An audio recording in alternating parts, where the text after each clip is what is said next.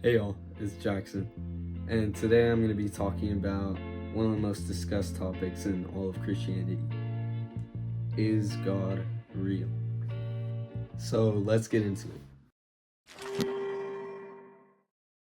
So, a good argument that people have against Christians is, why do bad things happen to good people? And Romans 3:10 says, there is no one righteous, not even one. This verse explains that there's not a single perfect person besides Jesus. So if everyone was perfect, then the world wouldn't be corrupt.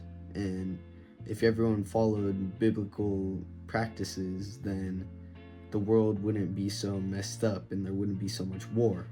As Romans 3:23 says, for all have sinned and fallen short of the glory of God.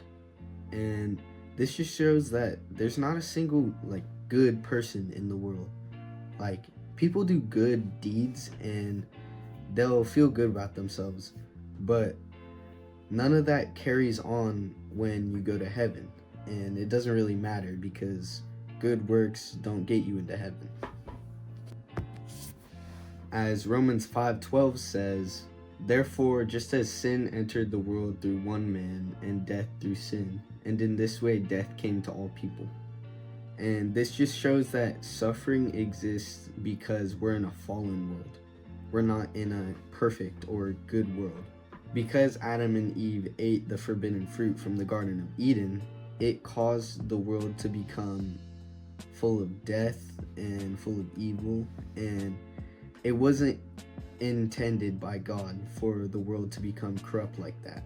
However, suffering isn't necessarily bad, as Romans 8:28 says, and we know that in all things God works for the good of those who love him.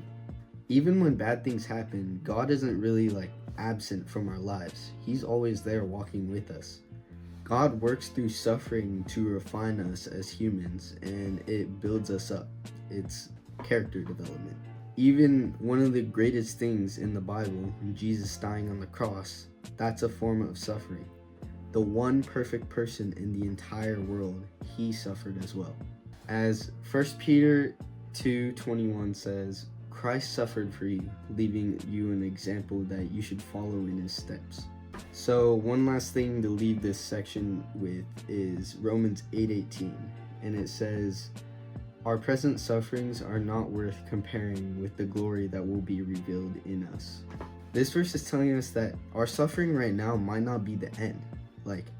It's gonna stop eventually, and there's greater things that are on the way that will come after the suffering. God's path is never easy, and so we should be thankful that we have some sort of character development to build us up as Christians. So to conclude this section, no one's truly innocent in an ultimate sense. We live in a fallen world affected by sin. God can and does bring good from suffering, and Jesus himself suffered.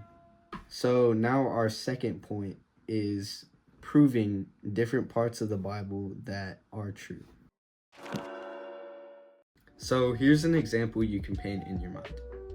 Say you're talking to someone and they don't believe in God, and they're a dentist, and they don't believe in God because there's so much hate and conflict in the world, and if there was God, there would be peace, right?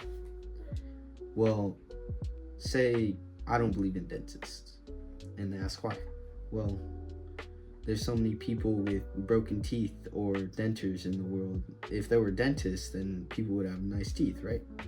Well, some people don't go to dentists, and that's the same with God. Some people don't convert to Christianity or believe in God, and that's the reason why our world is the way it is. If everyone followed biblical practices and different things that are written in the Bible, then there would be peace on earth. And some other ways to prove that the Bible actually happened, Noah's Ark was discovered by archaeologists, and they're currently digging it up. Scientists have found that people originated from one age point, which is Adam and Eve. By the Red Sea, there is glass in the sand from when the Tower of Fire from God came up to all the people that were following Moses before they crossed the Red Sea. And at the bottom of the Red Sea as well, there's chariot wheels, skeletons, and like horse remains, a bunch of stuff from the Egyptians that were following Moses, who got trapped in the waves after they had gone through. So that's all I have for you today. Thank you so much for watching. I really appreciate it. And I love you, but God loves you more.